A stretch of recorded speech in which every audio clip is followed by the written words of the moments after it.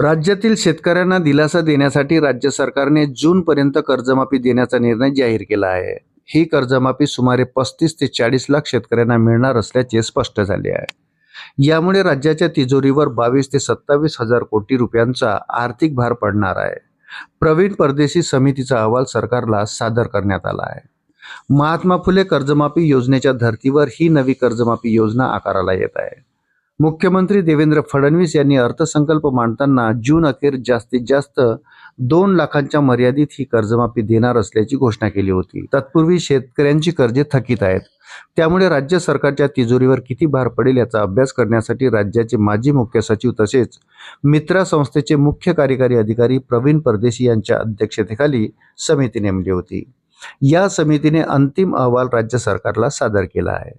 या अहवालानुसार राज्यातील सुमारे 35 ते 40 लाख कर्जबाजारी शेतकऱ्यांना कर्जमाफी योजनेचा लाभ होणार आहे.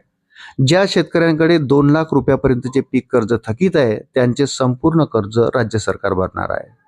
नव्या योजनेनुसार 30 सप्टेंबर 2025 पर्यंत ज्यांचे पीक कर्ज थकीत आहे अशाच शेतकऱ्यांना या 2 लाख रुपयेपर्यंतच्या कर्जमाफीचा लाभ मिळणार आहे.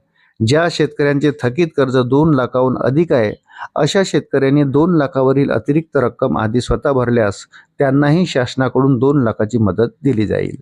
तसेच कर्जाची नियमित परतफेड करणाऱ्या प्रामाणिक शेतकऱ्यांना 50,000 रुपयाचे प्रोत्साहनपर अनुदान देण्याचा महत्त्वपूर्ण निर्णय घेण्यात आला आहे.